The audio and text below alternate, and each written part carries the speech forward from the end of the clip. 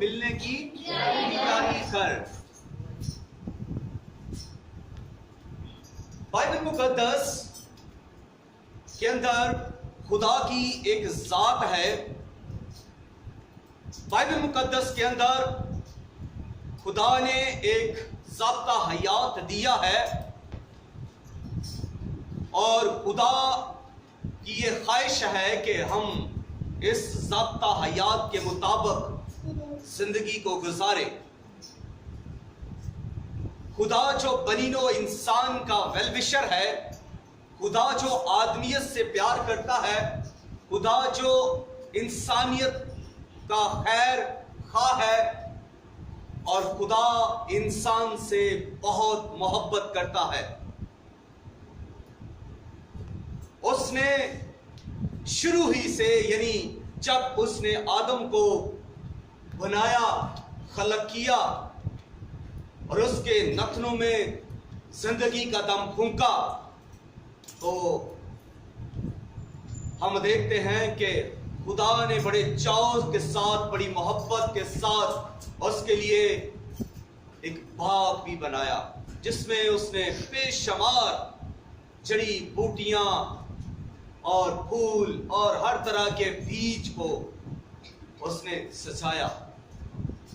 اس باغ کے اندر زندگی کی ہر آسائش تھی۔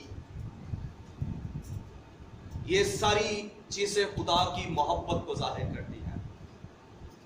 وہی خدا جب انسان سے بے پناہ محبت کرتا ہے، اور خدا نے انسان کو اس لیے پیدا کیا کہ وہ اس کی تمجید کرے، اس کی شکر گزاری کرے، اس کے کلام کے فرمان کے مطابق، آئین کے مطابق اپنی زندگی کو گزارے، جو ضابطہ حیات یعنی بائبل مقدس جو خدا کا کلام ہے۔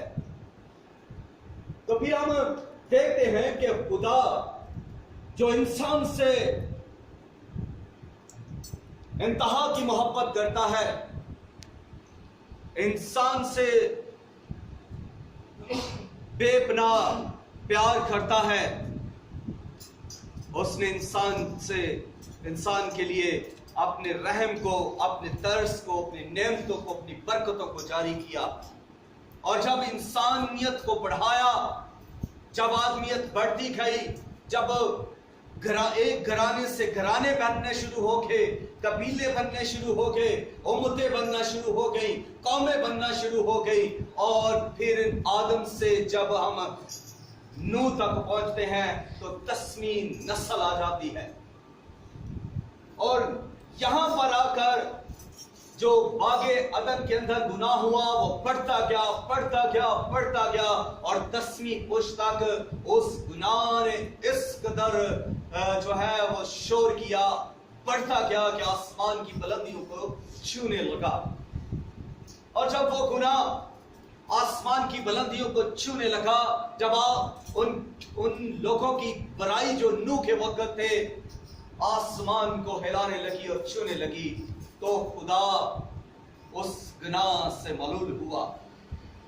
خدا نے اس گناہ کو جو انسان نے کیا اس کے خلاف اٹھا، اور اس نے فیصلہ کیا، کیونکہ جب بھی انسان اس کائنات کے اندر، زمین کے اوپر گناہ ہوتا ہے، خدا کو رنج ہوتا ہے۔ یہ گناہ جو انسان کرتا ہے خدا کے لیے دکھ پیدا کرتا ہے، اور خدا پھر اس گناہ کے سبب سے کیا کرتا ہے؟ عدالت کرتا ہے، فیصلہ کرتا ہے، ججمنٹ کرتا ہے۔ اور اس نے نوح کے وقت انسانیت کی ججمنٹ کی، اور اس نے ایک بڑا طوفان برپا کر دیا، اور اس نے انصاف کیا، اور ساری کائنات کو تہس نہس کر دیا، مٹا دیا، ما سوائے 8 انسانوں کے اور کچھ جانوروں کے اور پرندوں کے۔ یہ پہلی عدالت خدا نے کی، اور اس کے بعد پھر جو ہے سلسلہ آگے بڑھتا ہے۔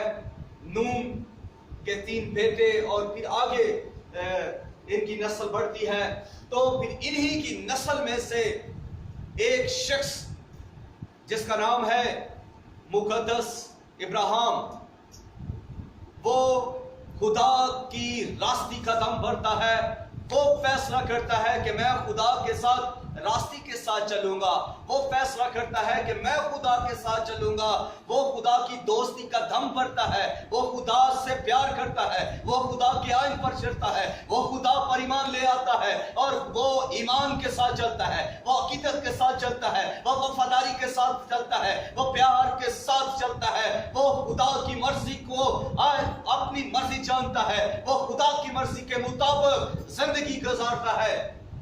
اور جب وہ خدا کی مرضی کے مطابق زندگی گزارتا ہے پھر خدا اسے برکت دیتا ہے، خدا اسے پیار کرتا ہے، خدا اسے اولاد دیتا ہے، خدا اسے زندگی میں سرفراز کرتا ہے اور اسے بہت سربلند کر دیتا ہے، اسے گائے بیل بھیڑ بکریاں روپیہ پیسہ دولت سونا چاندی مہیا کر دیتا ہے، کیونکہ اس شخص نے کیا کیا؟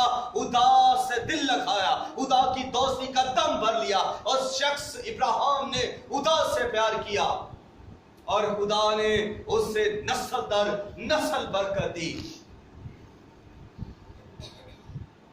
ابراہیم سے اسحاق، اسحاق سے یعقوب، یعقوب سے پھر 12 بیٹے اور جو ہے وہ آگے یہ برکتیں ٹرانسفر ہوتی گئیں، یوسف، اور پھر یہی ساری قوم جو ہے جس سے خدا پیار کرتا ہے، اس قبیلے سے، اس قوم سے جن کو وہ اپنے لوگ کہتا ہے، یہ بنی اسرائیل قوم جس سے خدا آواز بول کر کہتا ہے کہ یہ میرے لوگ ہیں جن سے میں پیار کرتا ہوں۔ اور یاد رکھیں کہ میں یہاں پر آپ کو بتانا یہ چاہتا ہوں کہ خدا بنی اسرائیل سے انتہا کی محبت کرتا ہے، اس نے اپنے لوگوں کے لیے اس قوم کو چنا ہے، اس نے اپنی بادشاہی کے لیے اس قوم کو چنا ہے، اس نے اس قوم کو نبی دیے، اس نے اس قوم کو پیغمبر دیے، اس نے اس قوم بنی اسرائیل قوم کو صحائف دیے، اس نے شریعت دی، اس نے صحائف دیے، اس نے زبور دیے، اس نے اس قوم پر اپنی برکتوں کی بچھاڑ کر دی، اس نے اپنی نعمتوں کو ان پر جاری کر دیا، اس نے اس قوم کو اس نے جو ہے قید سے آزاد کیا، اسیری سے رہا کیا، اس قوم کو اس نے کھانے کے لیے دیا، آسمان سے من کو برسا دیا، پینے کے لیے میٹھے چشمے جاری کر دیے اور ان کو اپنے ہاتھ پر اٹھائے پھرتا رہا بیابان کے اندر۔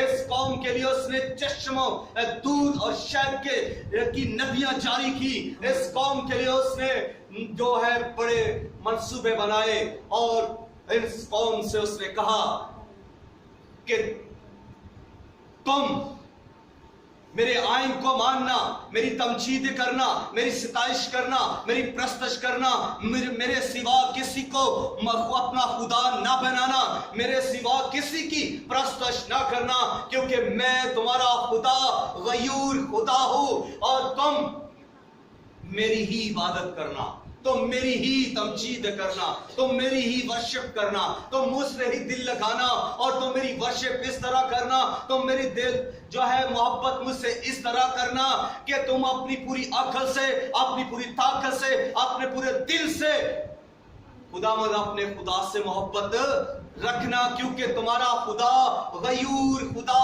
ہے۔ تم اپنے لیے کوئی بت نہ بنا لینا،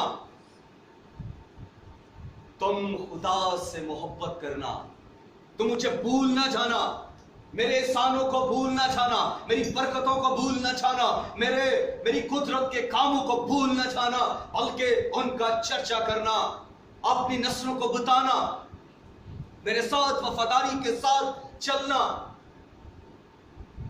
لیکن یہ بنی اسرائیل قوم جس کو خدا نے معجزے دیے، شفائیں دی، نبی دیے، پیغمبر دیے،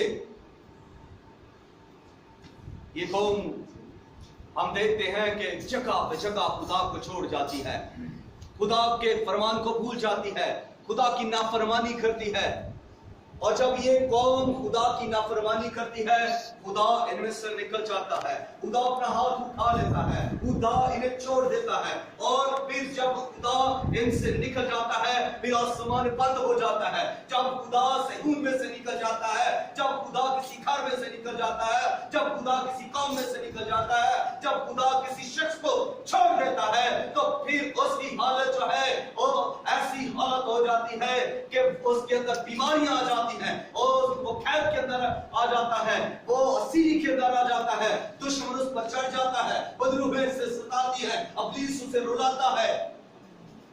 बनी इस्राएल कौम को जब खुदा ने छोड़ दिया तो फिर खुदा ने आसमान बंद कर दिया, बारिश का आना बंद हो गया और उसका आना बंद हो गया, नेमतें बरसना बंद हो गई और बनी इस्राएल कौम कहत के अंदर आ गया। बनी इस्राएल कौम जो है वो बीमारियों के अंदर आ गई, खुदा ने वो बाएं बेच दी, खुदा ने बीमारियां बेच दी और वो कौम जो है वो सुस्ती हुई, वो तड़पती हुई, वो बिलबिलाती हुई। खुदा ने उनको जो है वो गैर कौमों के हवाले कर दिया, गैर कौमें उन पर चढ़ाई, बुत परस्त जो है उन पर हुकूमत करने लगे, बुत परस्त उन पर चढ़ाए और उनको डुबाने लगे, यहाँ तक के उनकी औलाद को, उनके बच्चों को, उनकी बीवियों को और जो है वो सील कर ले गए।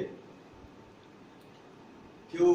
इसलिए कि वो कौम खुदा को भूल गई, वो कौम खुदा की नाफरमान हो गई। इसलिए कि वो कौम जिनको खुदा कहता है ये मेरी कौम है, ये मेरे लोग हैं, जिनसे खुदा बेपनाह मोहब्बत करता है, वो कौम क्या है? खुदा को भूल गई। और जब खुदा को भूल गई तो फिर उनकी हालत ये हुई कि वो बुत परस्तों के तसल्लुत के अंदर आ गई। जो हवाला भी हमने तलावत किया है, इसको हम देखते हुए कि खुदा आमूस नबी के जरिए बनी इस्राएल कौम से खिताब करता है, कलाम करता है, इश्तिहार देता है। खुदा का बंदा आमूस नबी बनी इस्राएल में जगह पे जगह जाकर बताता है लोगों को कि तुम्हारे काम ठीक नहीं है, तुम खुदा को भूल गए, तुमने खुदा की जो है खुदा की सरकशी कर दी है, तुम बगावत पर उतर आए हो, तुम खुदा को भूल गए हो, तुमने खुदा के आइन मानना छोड़ दिए हैं, तुम खुदा के नाफरमान हो चुके हो, तुम खुदा की वर्शिप नहीं करते, तुम खुदा की इबादत नहीं करते, तुम खुदा को भूल चुके हो। और खुदा अपने बंदा के जरिए ये पैगाम देता है, उस कौम को इंतबाह करता है, उस कौम को बताया जाता है, उस कौम के लिए इश्तिहार दिया जाता है कि तुम खुदा को भूल गए हो, इसलिए खुदा तुम पर आफत भेजेगा, खुदा तुम्हें बर्बाद करेगा, तुम्हारी फसलें बर्बाद हो जाएंगी, तुम्हारे बगात जो है वो बर्बाद हो जाएंगे, तुम पर आग नाज़िल होगी और तुम्हें तूफान गरजेगी, बारिश जो है वो बंद हो जाएगी और यहाँ तक कि तुम पर आग आएगी, तुम पर कहत डाला जाएगा, तुम्हें तहस नहस कर दिया जाएगा, तुम्हें नबूद कर दिया जाएगा।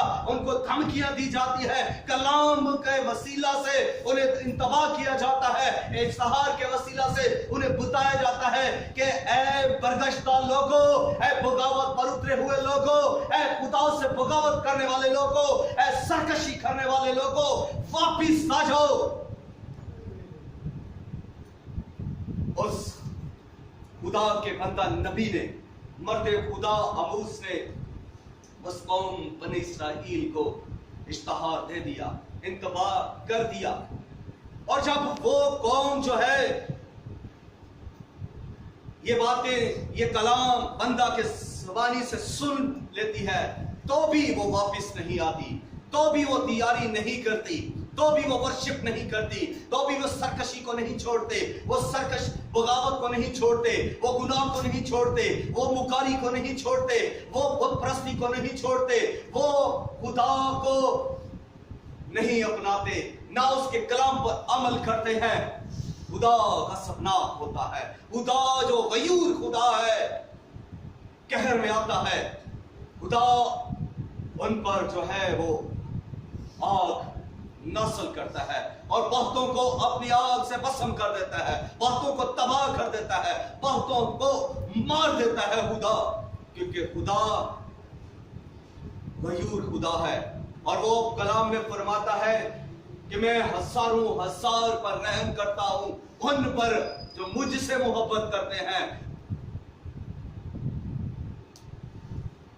इसलिए खुदा का बंदा कहता है कि अपने खुदा से मिलने की तैयारी करो,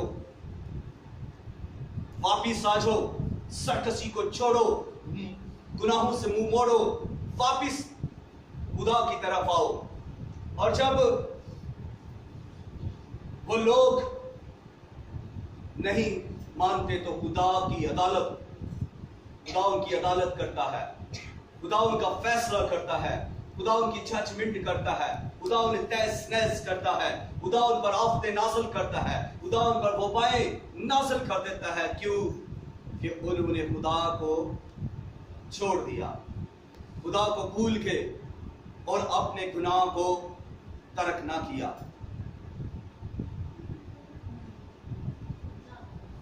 इसी तरह एक शख्स बाइबल मुकद्दस ने आयतनामे मत्ती की अंजील में हमें मिलते हैं, यीशु मसीह उस शख्स के बारे में बताते हैं। वो शख्स क्या करता है? वो अपने आप से मुखातिब होता है और कहता है, ऐ जान, खा पी और ऐश कर। बैठ जाओ, जल्दी करो। वो क्या कहता है? क्या जान, खा पी और ऐश कर, तेरे लिए बरसों के लिए जमा हो गया है। उसने किया, वो एक अमीर शख्स था, उसने अपने गोदामों को उठाया और फिर नए बनाए, बड़े बड़े गोदाम बनाकर उनमें अपना सारा गल्ला भर दिया। और फिर वो खुश हो रहा था उसको देखकर कि मेरे लिए बरसों तक मौजूद है, कि मैं इसको खाकर बरसों तक जी सकता हूं।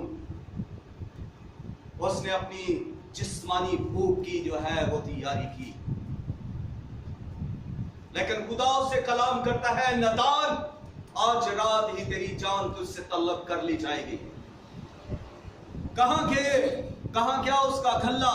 कहां गया वो उसका नारा के जान, खा पी और ऐश कर? आज और अमूस के वक्त के लोग भी यही कर रहे थे। अमूस के वक्त के लोग यही कह रहे थे कि खा पी और ऐश कर। उन्होंने खुदा के कलाम पर ध्यान नहीं किया, बल्कि उन्होंने बुत परस्ती की, ऐशो इशरत की, उन्होंने गलीज काम किए, उन्हें गंदे घिनौने काम किए, उन्होंने बुरे काम किए, जिससे खुदा का सपना हुआ। खुदा ने उनकी अदालत की। आज के दौर के अंदर जहां हम फसल के अंदर से गुजर रहे हैं, तो भी हम फसल का मिसयूज करते हैं। खुदा हम पर रहम कर रहा है और हम खुदा के रहम को ठट्ठू में उड़ा रहे हैं। हम गौर नहीं करते, हम ध्यान नहीं करते। हम सोचते हैं कि हम खुश हैं, हम सोचते हैं कि हमारी जो ये महदूद सी जिंदगी है, महदूद से जो हमारे वसाइल हैं, छोटी सी हमारी जॉब जो है वो काफी है। हम जो इस बात को सोचते हैं कि हमारा जो छोटा सा बिजनेस है ये काफी है, हम जो जिंदगी सिस्कियों में गुजार रहे हैं ये काफी है। क्या हम खुदा के रहम को भूल नहीं चुके? उसकी शफकत को फरामोश नहीं करते? क्या हम उसके रहम का महस्का नहीं उड़ाते? और जब हम उसके रहम का, तरस का महस्का उड़ाते हैं, जब हम उसकी नेमतों का, बरकतों का जो है वो मजाक उड़ाते हैं, ठट्ठा उड़ाते हैं, तो फिर खुदा क्या करता है?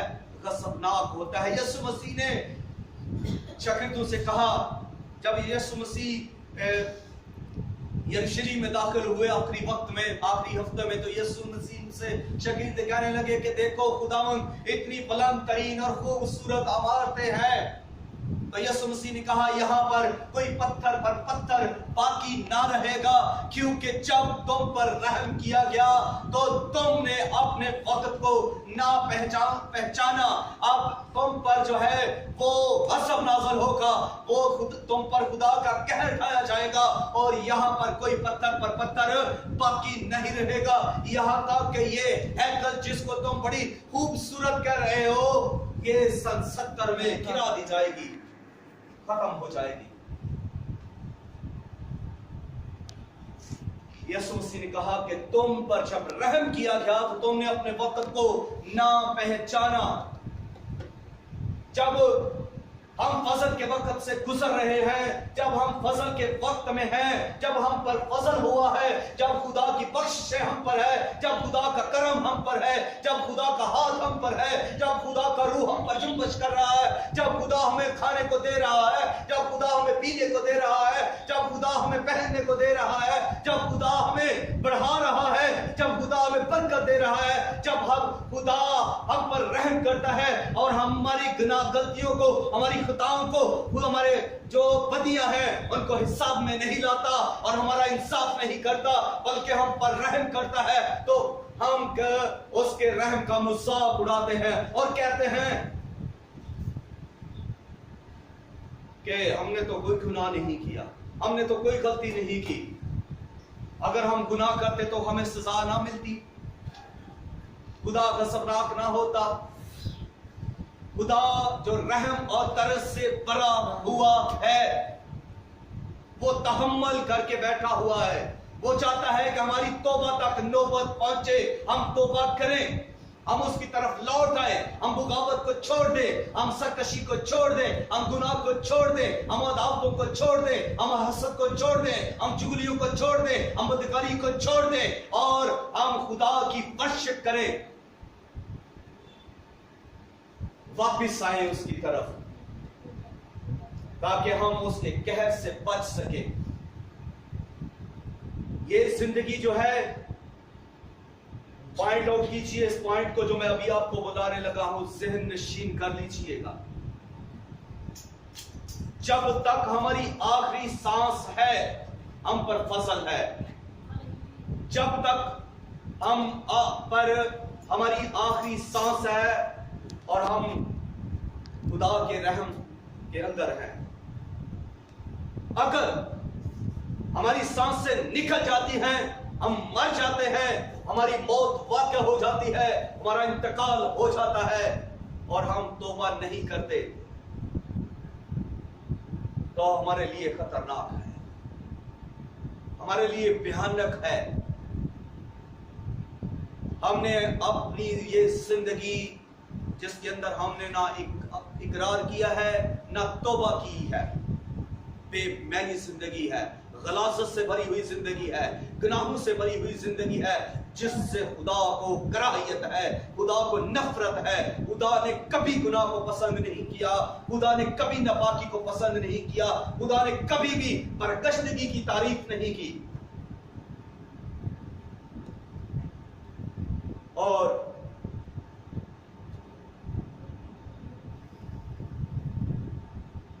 آخری وقت میں جب یسوع مسیح صلیب پر تھا تو یسوع کے ساتھ ایک ڈاکو بھی صلیب پر تھا.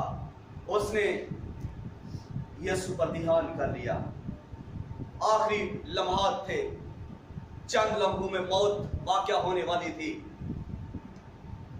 مرنے کے قریب تھا.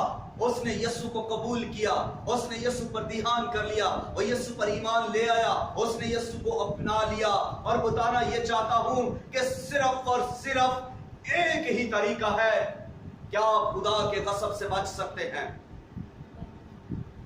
اور وہ یسوع مسیح کو قبول کرنے سے ہے، وہ یسوع مسیح کو اپنا لینے سے ہے، وہ خدا کے بیٹے یسوع کو قبول کر لینے سے ہے. جو خدا کے بیٹے کو قبول کر لیتا ہے وہ زندگی میں داخل ہو جاتا ہے، وہ سزا سے نکل آتا ہے، وہ خدا کے غضب سے باہر آ جاتا ہے. اس پر خدا کا غضب نہیں آتا کیونکہ وہ یسوع کے لہو سے دھل جاتا ہے، وہ یسوع کے لہو سے پاک ہو جاتا ہے، وہ یسوع مسیح کو اپنا لیتا ہے اور یسوع مسیح کو اپنا منجی مان لیتا ہے. اور جو یسوع مسیح کو اپنا منجی مان لیتا ہے، یسوع مسیح اس کے سارے گناہ اپنے اوپر اٹھاتا ہے اور اس سے گناہوں سے پاک کرتا ہے، اپنے لہو سے دھوتا ہے اور اس کو نجات بلکہ ہمیشہ کی زندگی بخش دیتا ہے. کیونکہ یسوع مسیح نے اسے کہا کہ تو آج ہی میرے ساتھ فردوس میں ہوگا.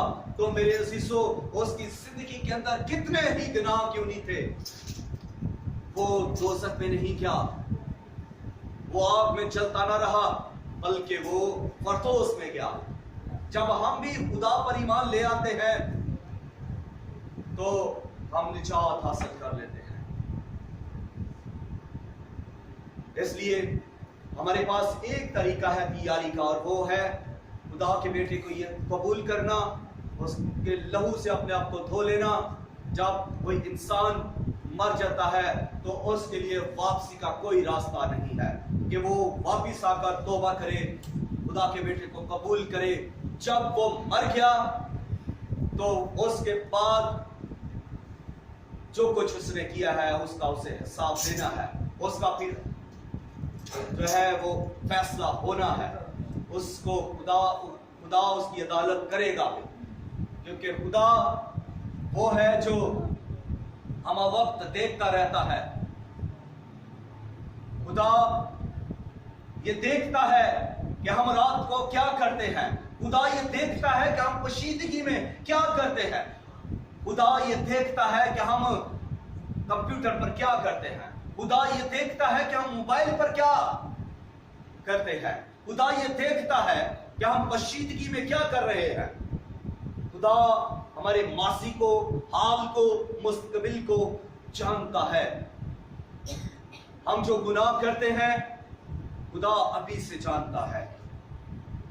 जब हम मरकर खुदा के सामने जाएंगे उस वक्त पहले से हमारे लिए जो है वो फैसला हो चुका होगा, क्योंकि खुदा पहले से हमारे सब गुनाहों को जानता है। और बाइबल मुकद्दस में लिखा है कि यीशु मसीह ने कहा कि उस वक्त खुदा क्या कहेगा, अपने बाएं वालों से कहेगा कि फलानों जाओ उस हमेशा की आग में चलने के लिए चले जाओ। और जो उसके मुबारक लोग होंगे, रास्तबाज लोग होंगे, उनसे कहेगा क्या मेरे खुदा बाप के मुबारक लोगों, आओ इस मिरास में दाखिल हो जाओ जो बिनाए आलम से पेशतर तुम्हारे लिए तैयार की गई थी। फैसला यह है कि हमने किस तरफ जाना है, आग में जाना है, गुनाह और बगावत को नहीं छोड़ना, या खुदा की वर्शिप करनी है। यह हम पर डिपेंड करता है। अगर हम खुदा को मान लेते हैं, उसकी वर्शिप करते हैं, उसकी तमजीद करते हैं, तो फिर हम खुदा की मुबारक लोगों में शामिल हो जाएंगे। और अगर हम खुदा की तंबीह को नहीं मानते, कलाम को इग्नोर कर देते हैं, वक्त पर इबादत नहीं करते, हम दूसरी रंगरलियों में रहते हैं, तो फिर हमारी अदालत होना जरूर है। और कई मर्तबा हमारी जिंदगी के अंदर देखिए हम वर्शिप भी कर रहे हैं, इबादत भी कर रहे हैं, जगह जगह हम जा रहे हैं, तो भी घाटों के अंदर, बीमारियों के अंदर, कमजोरियों के अंदर, बिजनेस फलाह, नौकरियों के अंदर जो है वो कमियां घाटे हैं। इसका मतलब है कि कहीं पर हमारी खामियां हैं, कहीं पर हम रॉन्ग हैं, कहीं पर हमने मिस्टेक की है, कहीं पर खुदा हमसे खफा हुआ है, कहीं पर भी हमने उसके रहम का मजाक उड़ाया है, हमने उसको सीरियस नहीं लिया। हम फसल का अक्सर गलत इस्तेमाल कर जाते हैं और हम कहते हैं कि हम फसल के अंदर हैं। बेशक हम फसल के अंदर हैं, हमारे लिए मौका है कि इस फसल के अंदर रहते हुए हम उसके बेटे यीशु को कबूल करके हमेशा की जिंदगी हासिल कर लें। आइए इस कलाम के वसीला से खुदा हमको बरकत दे और सर को झुकाकर दुआ और शुक्रगुजारी करें इस कलाम। लीडरशिप टीम सारी खड़ी होकर शुक्रगुजारी करेगी।